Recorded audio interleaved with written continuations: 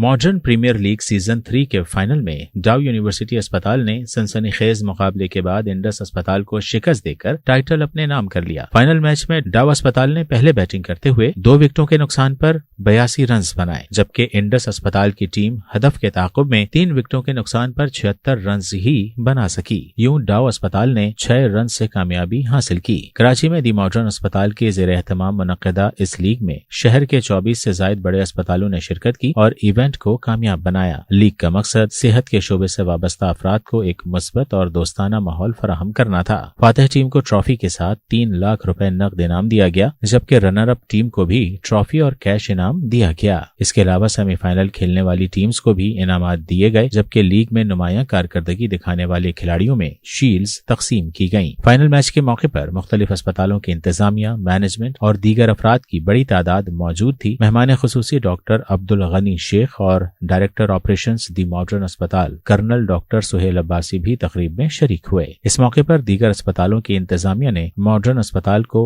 League के कामयाब इनेकाद पर मुबारकबाद दी और सेहत के शोबे के अफराद के लिए इस मुस्बत सरगर्मी को सराहा। मॉडर्न अस्पताल की इंतजामिया का कहना था कि इस लीग का मकसद डॉक्टर्स और दीगर अमले को मसरूफ जिंदगी से कुछ वक्त निकाल कर सेहतमंद सरगर्मियों में शामिल करना और आपस में ताल्लुक बेहतर बनाना है और आइंदा भी ऐसे इवेंट्स का इनेकाद जारी रखा जाएगा।